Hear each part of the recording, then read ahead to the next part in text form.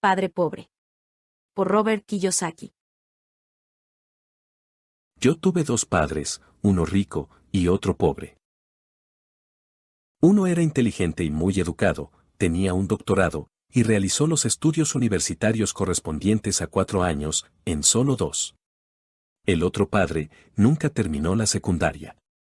Ambos hombres fueron exitosos en sus carreras y trabajaron duro toda su vida. Ambos tuvieron ingresos considerables. Sin embargo, uno de ellos pasó problemas financieros toda su vida. El otro se convertiría en uno de los hombres más ricos de Hawái. Uno dejó al morir decenas de millones de dólares a su familia, a instituciones de beneficencia y a su iglesia. El otro dejó cuentas por pagar.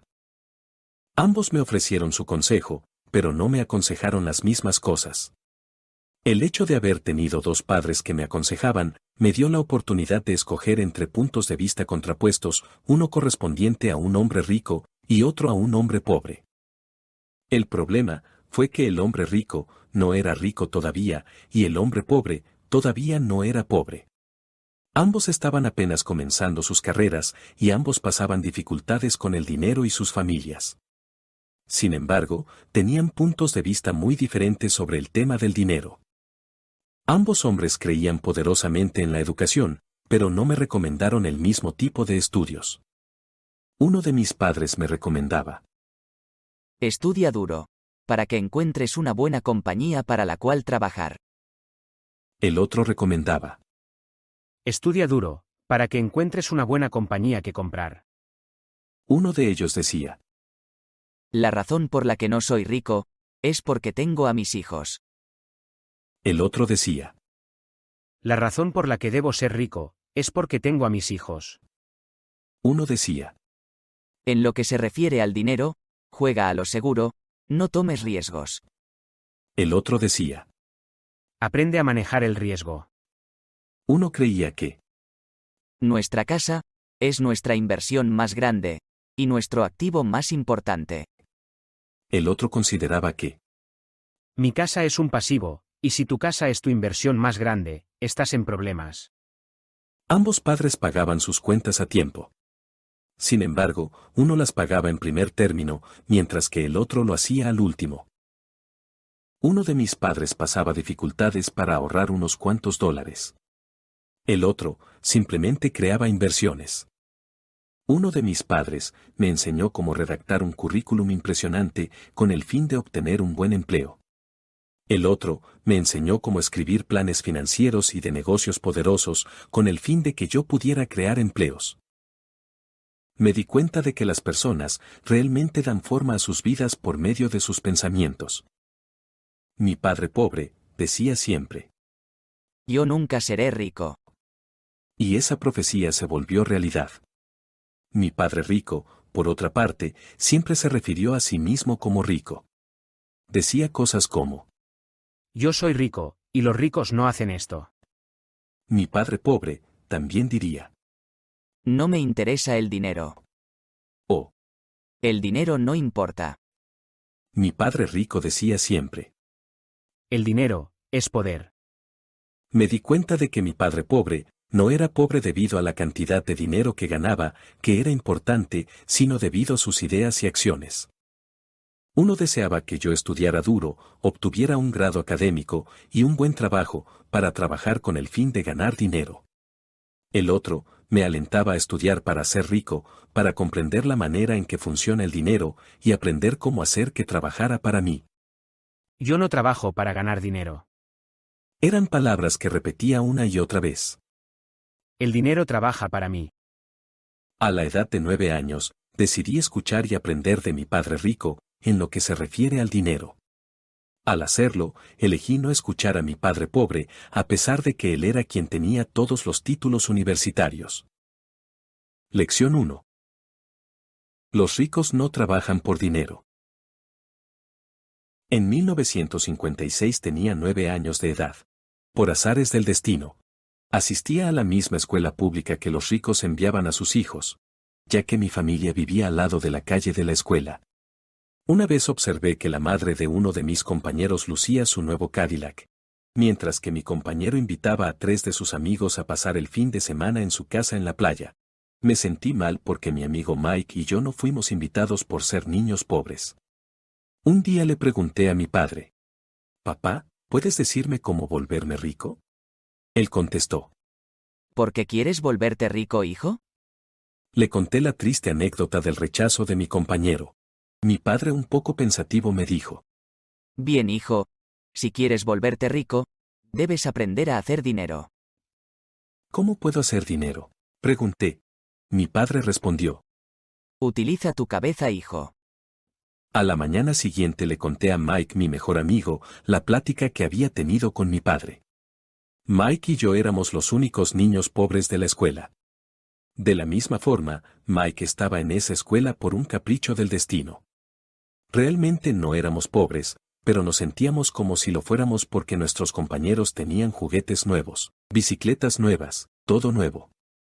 Y nuestros padres solo nos proporcionaban las cosas básicas como comida, vivienda y ropa, eso era todo. Mi padre solía decir: Si quieres algo, trabaja para obtenerlo. queríamos muchas cosas, pero no había trabajo para niños de 9 años. Pasamos toda la mañana pensando en cómo ganar dinero, ocasionalmente hablábamos de los niños ricos en la casa de playa divirtiéndose. Nos dolía un poco, pero ese dolor era bueno porque nos inspiró a seguir pensando en cómo ganar dinero. Finalmente, después de tanto pensar, se nos ocurrió una idea: empezamos a recolectar materia prima para nuestra producción. Recolectamos tubos de pasta de dientes e incluso esperamos a que algunos vecinos terminaran la suya para recolectarla. Montamos nuestra planta de producción en la pequeña cochera de mi casa. Mi padre nos observaba señalando que tuviéramos cuidado, mientras colocábamos una olla de acero arriba de carbón y depositábamos ahí todos los tubos que pudimos recolectar, y empezaban a derretirse los tubos dentífricos que estaban hechos de plomo. Hicimos unos pequeños moldes con yeso y ahí depositamos el plomo derretido. Una vez secos, le golpeábamos con un martillo para sacar la figura. Mi padre, con una sonrisa precavida, nos preguntó: ¿Qué están haciendo, niños? Nosotros con inocencia respondimos: estamos haciendo lo que tú nos dijiste, estamos haciendo dinero. Mientras acuñábamos centavos de plomo. Mi padre soltó una carcajada y sonrió. Nos dijo que dejáramos de hacer lo que estábamos haciendo y nos explicó el significado de la palabra falsificación. El negocio había fracasado el mismo día que inició. Mike y yo nos quedamos parados ahí en silencio, un poco tristes. Le pregunté a mi padre: «Papá, ¿por qué tú no eres rico?». Mi padre respondió: Porque escogí ser maestro de escuela. Los maestros de escuela no piensan realmente en volverse ricos. Solamente nos gusta enseñar. Me gustaría ayudarles, pero yo no sé realmente cómo hacer dinero. Nos desanimamos. Ya sé. Dijo mi padre: Si ustedes desean aprender cómo volverse ricos, no me pregunten. Hablen con tu padre, Mike. Nosotros, incrédulos, no creímos lo que mi padre estaba diciendo. Si era así, ¿por qué Mike no era rico? Mi padre mencionó: Tu papá es diferente, Mike. Él parece estar construyendo un imperio, y yo sospecho que en unos cuantos años será un hombre muy rico. Al escuchar lo anterior, Mike y yo volvimos a emocionarnos. Mike hablaría con su padre esa noche y le preguntaría si nos enseñaría la manera de volvernos ricos. Mike y yo nos reunimos con su padre al siguiente día en la mañana. Este estaba un poco ocupado, por lo que nos dijo que lo esperáramos un poco. Mientras esto ocurría, mirábamos empleados entrar y salir de su oficina. Finalmente nos recibió, fue determinante con nosotros, nos dijo que si queríamos aprender a hacer dinero teníamos que trabajar para él, no había otra opción, así que aceptamos. El padre de Mike nos pagaría 10 centavos por hora, incluso para los estándares de 1956, 10 centavos era muy poco. Cada sábado pasaríamos 3 horas en una de las tiendas del padre de Mike, quitando latas de las repisas y sacudiendo cada lata con un plumero para quitarle el polvo, y luego volviendo a colocarla en orden. Era un trabajo terriblemente aburrido.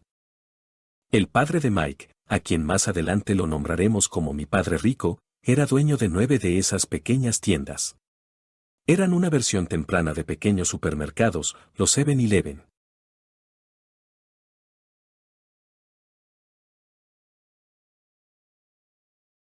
Durante 3 semanas aguantamos cada sábado, faltando a nuestros juegos deportivos por ir a trabajar, pero a la 4ª semana yo estaba listo para renunciar. Era un trabajo terriblemente aburrido, en realidad lo que me molestaba era la paga tan insignificante. Ese sábado ahí estaba yo, esperando hablar con un tacaño que explotaba a los niños. Mike por alguna razón, no estaba ahí conmigo.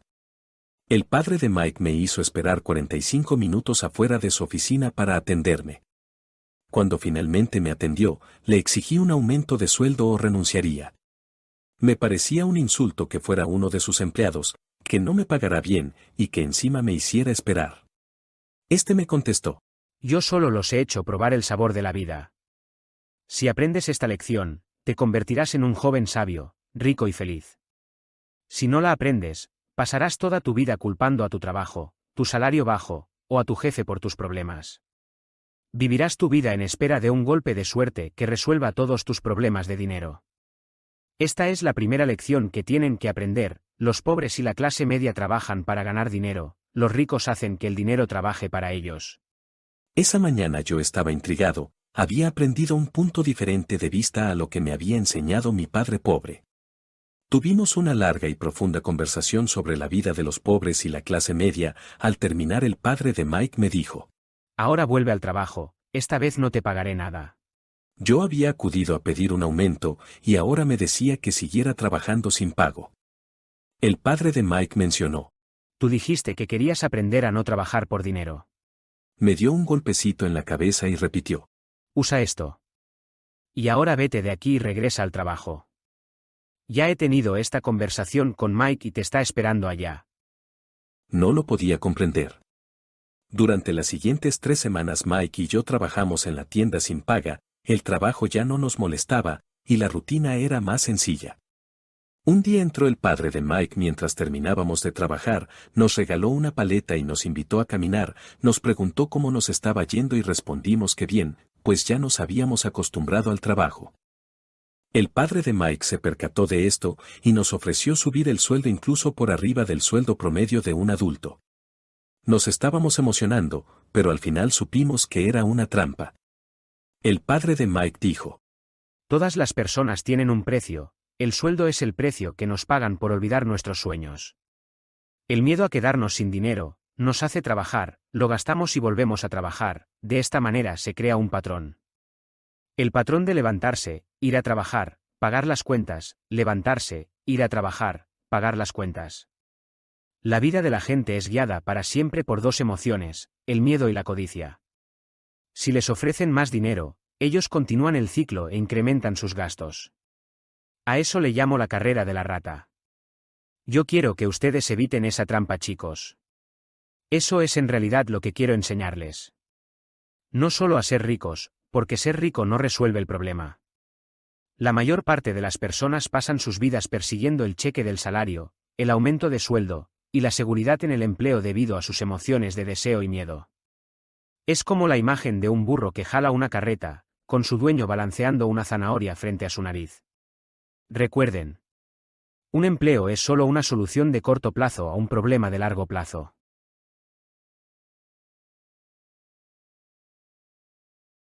Sigan trabajando, niños, pero mientras más pronto se olviden de que necesitan de un sueldo, más fácil será su vida como adultos. Verán cosas que otras personas no ven. Las oportunidades están frente a sus narices.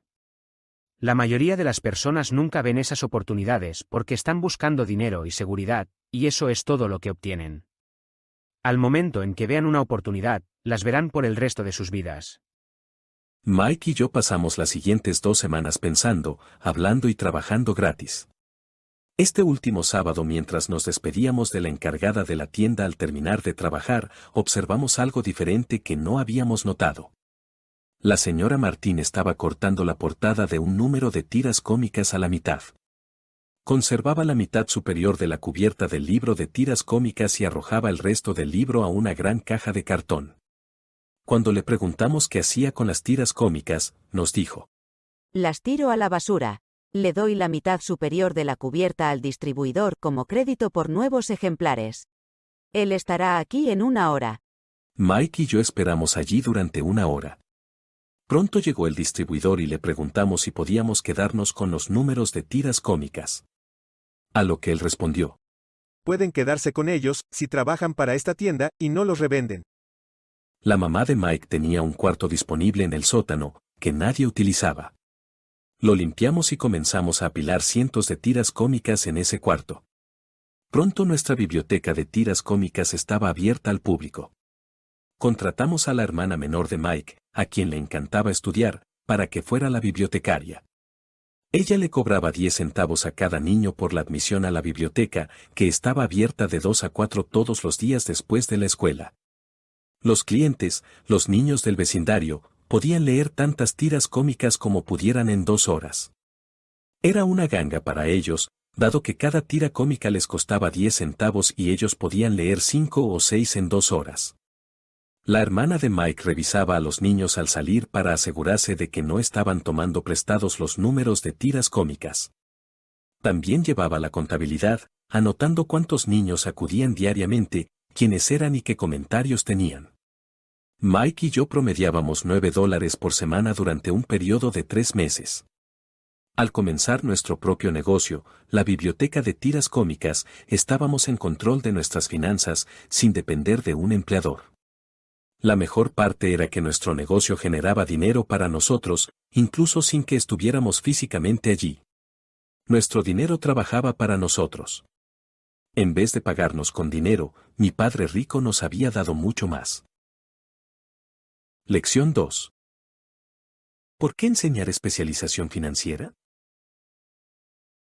En 1990, mi mejor amigo Mike se hizo cargo del imperio de su padre y está haciendo un mejor trabajo que él.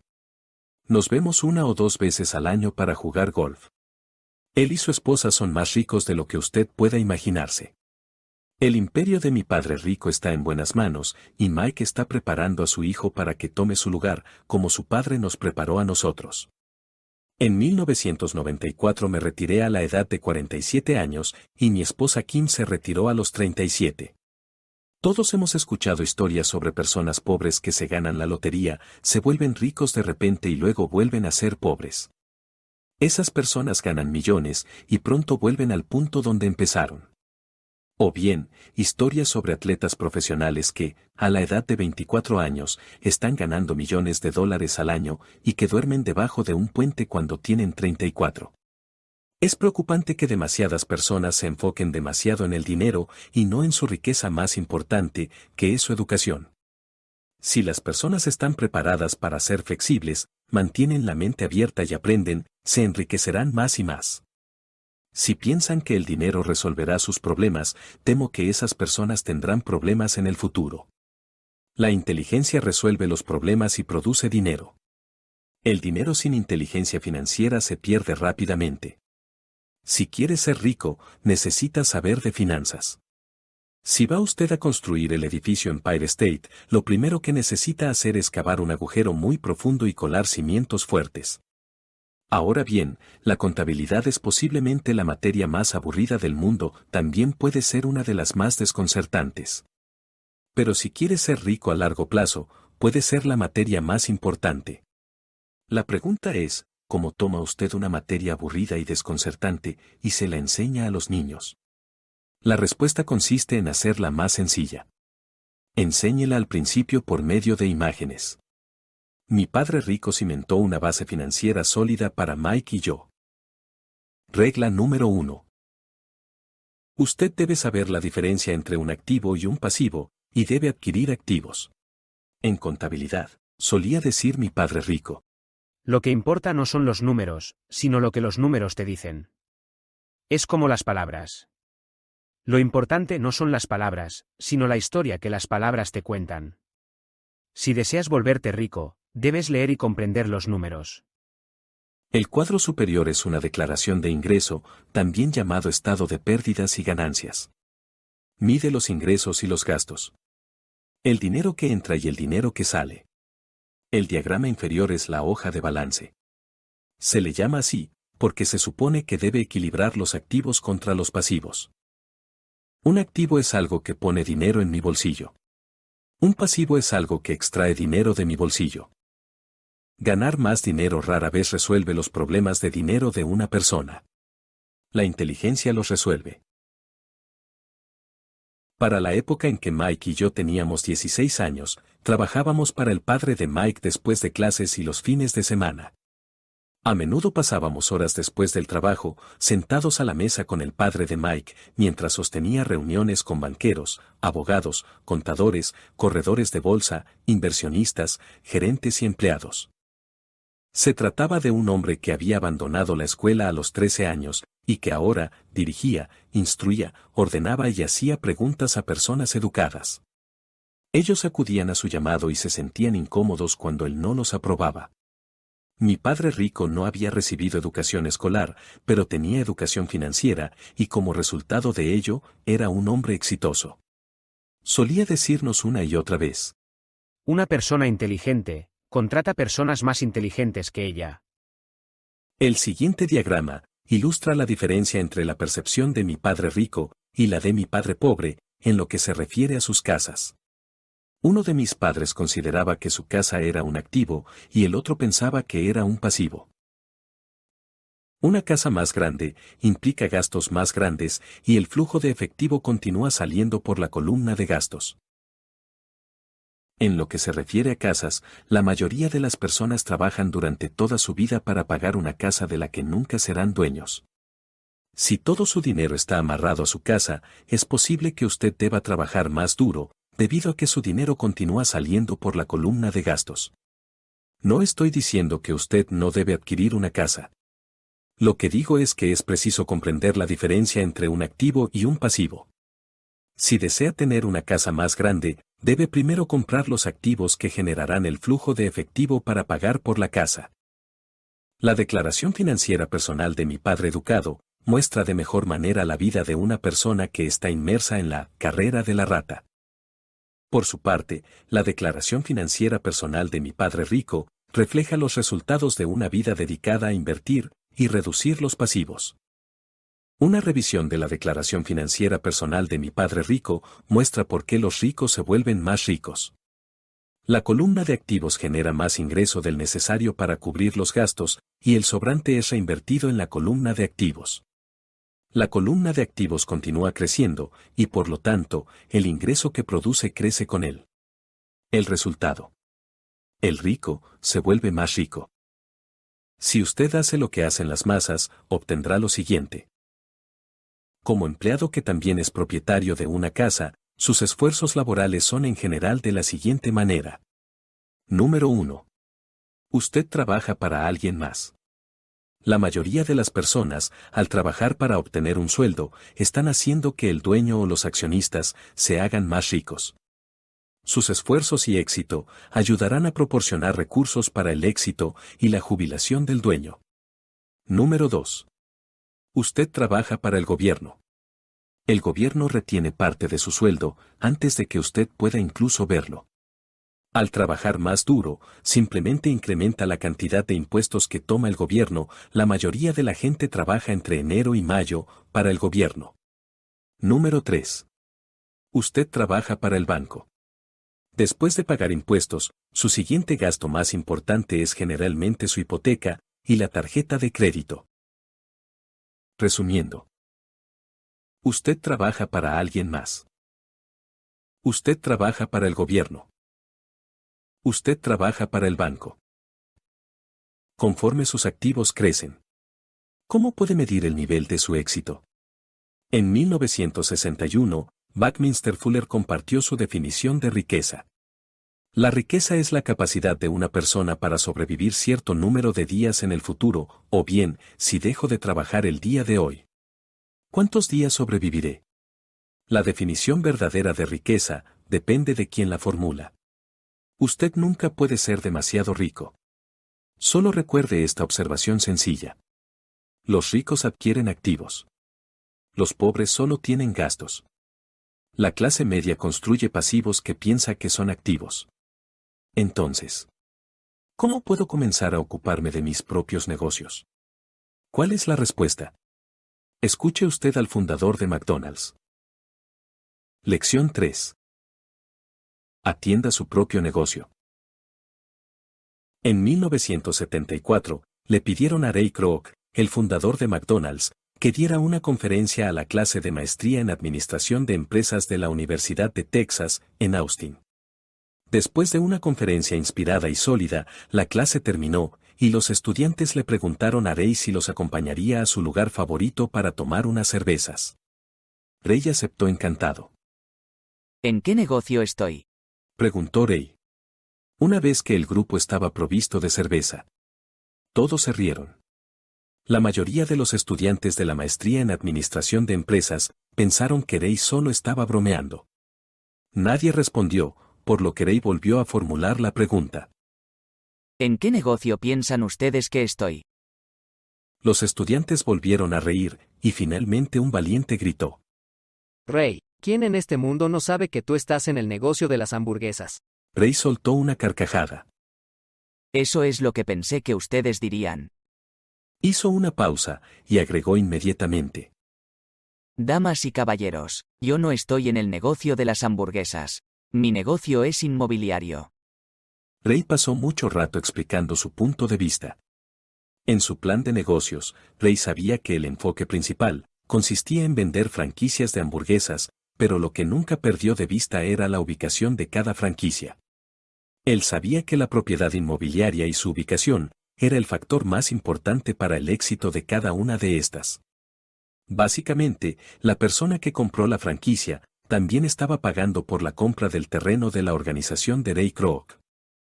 Hoy en día, McDonald's es el propietario de bienes raíces más grande del mundo y tiene más propiedades, incluso que la Iglesia Católica. Actualmente, McDonald's posee terrenos en algunas de las esquinas más valiosas de las calles de los Estados Unidos, así como en otras partes del mundo. Lección de la que Ray Kroc habló en la Universidad de Texas es el secreto número 3 de los ricos. El secreto es: atiende tu propio negocio. Los problemas financieros son frecuentemente el resultado directo de que la gente trabaja toda su vida para alguien más. Muchas personas no tendrán nada al terminar su vida laboral. Nuevamente, una ilustración vale más que 1000 palabras. A continuación, muestro el diagrama de la declaración de ingreso y la hoja de balance, que describe mejor el consejo de Ray Kroc. Ray fue claro en marcar la diferencia entre su profesión y su negocio. Su profesión era siempre la misma. Él era un gran vendedor. En alguna época vendía licuadoras para malteadas, y poco después estaba vendiendo franquicias de restaurantes de hamburguesas. Pero, mientras su profesión consistía en vender franquicias de restaurantes de hamburguesas, su negocio consistía en la acumulación de bienes inmobiliarios que producían ingresos. Un problema con la escuela es que, a menudo, usted se convierte en lo que estudia. Si usted estudia, digamos, cocina, usted se convierte en un cocinero. Si usted estudia leyes, se convierte en un abogado, y si estudia mecánica automotriz, se convierte en mecánico. El error al convertirse en lo que uno estudia es que muchas personas olvidan atender sus propios negocios. Pasan sus vidas atendiendo el negocio de alguien más y haciendo que esa persona se vuelva rica. La principal razón por la que la mayoría de los pobres y la clase media son conservadores desde el punto de vista fiscal, lo que quiere decir: no puedo asumir riesgos. Es que no tienen una base financiera. Tienen que aferrarse a sus empleos. Tienen que jugar a lo seguro. Comience por atender su propio negocio. Conserve su empleo, pero comience a adquirir activos verdaderos, no pasivos, ni efectos personales, que no tienen valor real una vez que están en casa.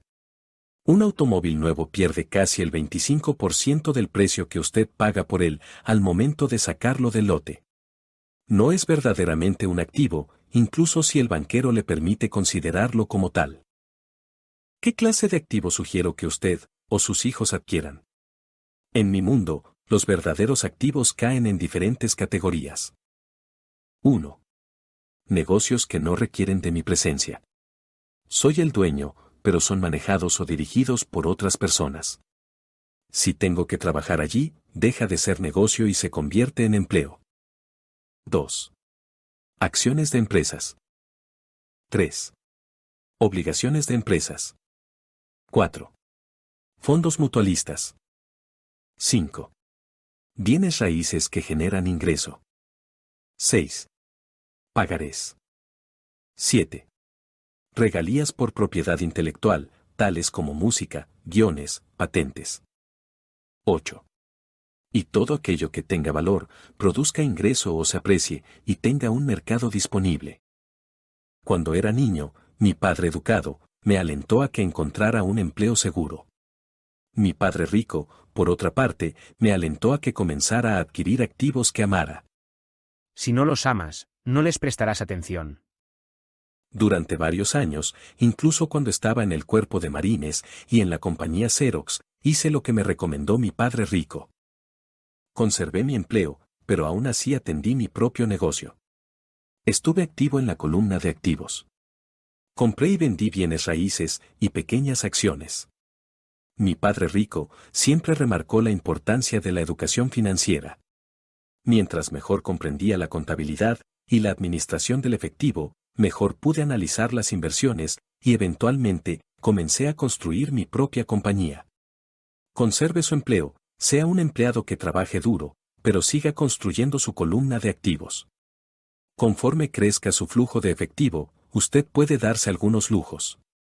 Una diferencia importante es que los ricos adquieren sus lujos al final, mientras que los pobres y la clase media tienden a comprar esos lujos al principio. Un verdadero lujo es una recompensa por invertir y desarrollar un activo verdadero. Por ejemplo, mi esposa y yo teníamos dinero extra de nuestros edificios de apartamentos. Ella adquirió su Mercedes. Eso no implicó ningún trabajo o riesgo adicional de su parte, porque el edificio de departamentos adquirió el auto.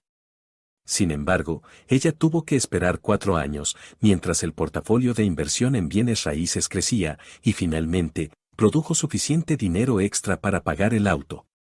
Pero el lujo, el Mercedes, fue una recompensa, debido a que ella demostró que sabía cómo hacer crecer su columna de activos. Ese automóvil, ahora significa mucho más para ella, que simplemente otro automóvil bonito. Significa que ella utilizó su inteligencia financiera para comprarlo. La recompensa se encuentra al final del camino, por haber dedicado el tiempo necesario para atender su propio negocio. Lección 4. La historia de los impuestos y el poder de las corporaciones. Mi padre rico nos explicó a Mike y a mí que originalmente en Inglaterra y Estados Unidos no existían los impuestos. Ocasionalmente existían impuestos temporales para sufragar los gastos de las guerras. El rey o el presidente hacía el llamado y pedía que todos contribuyeran. En 1874, Inglaterra convirtió el impuesto sobre la renta en un gravamen permanente a sus ciudadanos. En 1913, el impuesto sobre la renta se hizo permanente en Estados Unidos mediante la adopción de la enmienda 16 a su Constitución. En alguna época, los estadounidenses eran enemigos de los impuestos. Tomó cerca de 50 años, tanto en Inglaterra como en Estados Unidos, hacer triunfar la idea de un impuesto sobre la renta regular. Lo que estas fechas históricas no muestran es que ambos impuestos fueron inicialmente establecidos solo contra los ricos. Los impuestos se popularizaron y fueron aceptados por la mayoría cuando se le dijo a los pobres y las clases medias que los impuestos eran creados solo para castigar a los ricos. Es por eso que las masas votaron en favor de la ley. A pesar de que originalmente se pretendía castigar a los ricos, terminaría por castigar a los mismos que votaron por ella, los pobres y la clase media. Cuando usted estudia la historia de los impuestos, surge una perspectiva interesante. La aprobación de los impuestos fue posible, porque las masas creían en la teoría económica de Robin Hood, que consistía en quitarle a los ricos para darle a todos los demás. El problema es que el apetito del gobierno por el dinero era tan grande, que los impuestos tuvieron que ampliarse a la clase media y desde allí continuaron bajando. Los ricos, por otra parte, vieron una oportunidad. Ellos no tenían que jugar bajo el mismo sistema de reglas. Es el conocimiento del poder de la estructura legal de la corporación, lo que realmente le da al rico una gran ventaja sobre el pobre y la clase media. Al tener dos padres que me enseñaron, uno socialista y otro capitalista, pronto comencé a darme cuenta de que la filosofía del capitalista tenía más sentido financiero para mí. No importa lo que invente la multitud que pide que se les quite a los ricos, estos siempre encuentran una manera astuta de vencerlos. Los ricos fueron más astutos que los intelectuales, tan solo debido a que comprendían el poder del dinero, una materia que no se enseña en las escuelas. ¿Cómo hicieron los ricos para ser más astutos que los intelectuales? Una vez que el impuesto, para quitarle a los ricos, fue aprobado, inicialmente la gente estaba feliz. El gobierno se convirtió en una inmensa fuente de dinero, pero el problema fue el manejo fiscal de ese dinero. En otras palabras, la política del gobierno, si usted es un burócrata gubernamental, consistía en tener un exceso de dinero. Conforme ese ciclo de gasto gubernamental en crecimiento continuó, la demanda de dinero se incrementó, y la idea de cobrar impuestos a los ricos comenzó a ajustarse para incluir a los niveles de ingreso menores. Los verdaderos capitalistas utilizaron su conocimiento financiero para encontrar una manera de escapar. Se dirigieron nuevamente a la protección de la corporación. Una corporación protege a los ricos.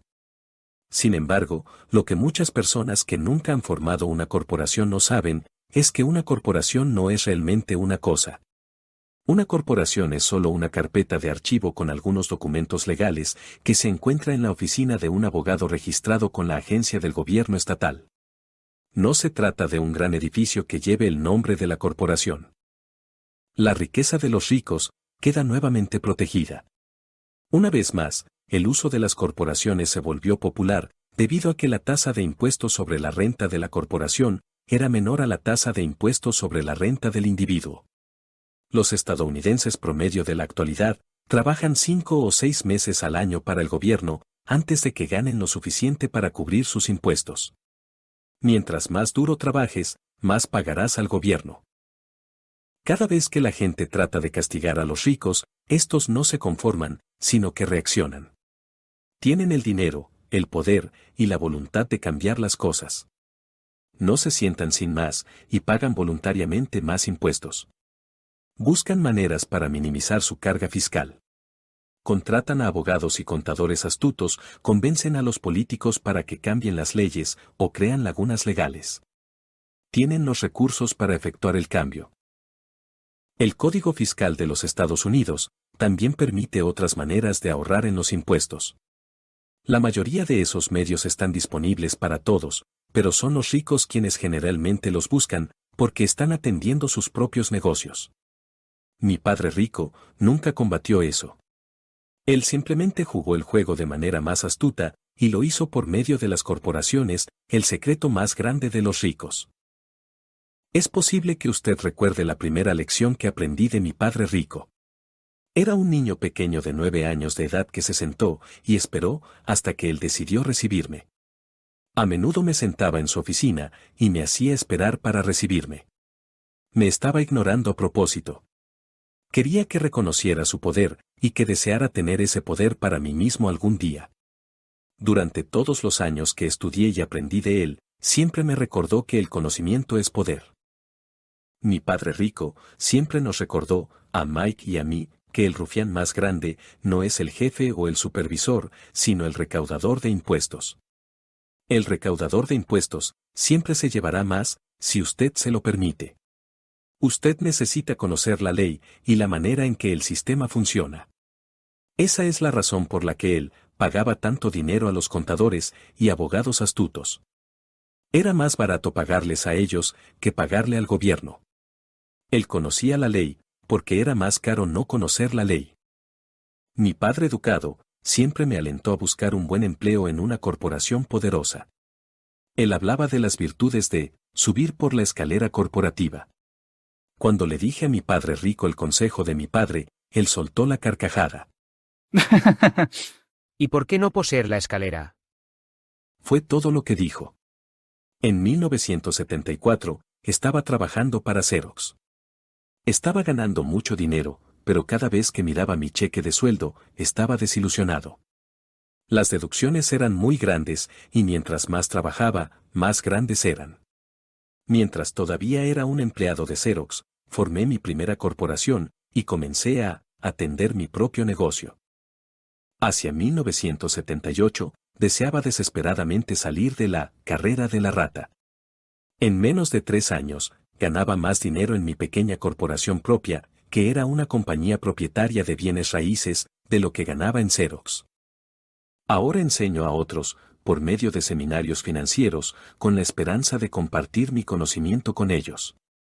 Siempre que ofrezco una conferencia, le recuerdo a los asistentes que el coeficiente intelectual financiero está compuesto de conocimiento proveniente de 4 amplias áreas de experiencia. Contabilidad. Es una habilidad vital si usted quiere construir un imperio. La educación financiera es la capacidad para leer y comprender estados financieros. Esta capacidad le permitirá identificar las fortalezas y debilidades de cualquier negocio. Inversión. Lo que yo llamo la ciencia de hacer que el dinero produzca dinero. Esto incluye estrategias y fórmulas. Comprensión de los mercados. La ciencia de la oferta y la demanda. La ley. Un individuo que tenga conocimiento de las ventajas impositivas y la protección proporcionada por una corporación puede volverse rico mucho más rápidamente que alguien que es un empleado o el propietario de un pequeño negocio. Es como la diferencia entre alguien que camina y alguien que vuela. Ventajas impositivas. Una corporación puede hacer muchas cosas que un individuo no puede. Como pagar por los gastos antes de pagar los impuestos. Protección contra demandas. Vivimos en una sociedad de litigios. Los ricos esconden gran parte de su riqueza, utilizando medios como las corporaciones y los fideicomisos, para proteger sus activos de los acreedores. Cuando alguien demanda a un individuo adinerado, a menudo encuentra diferentes capas de protección legal y encuentra que la persona adinerada, en realidad, no es dueña de nada. Ellos controlan todo, pero no son dueños de nada. Los empleados ganan dinero, pagan impuestos y tratan de vivir con lo que les queda. Una corporación gana dinero, gasta todo lo que puede y paga impuestos sobre lo que queda. En resumen, los ricos con corporaciones. Ganan, gastan, pagan impuestos. Los que trabajan para las corporaciones. Ganan, pagan impuestos, gastan. Como parte de su estrategia financiera, le recomendamos fuertemente que sea dueño de su propia corporación y que ésta cubra en su interior sus activos.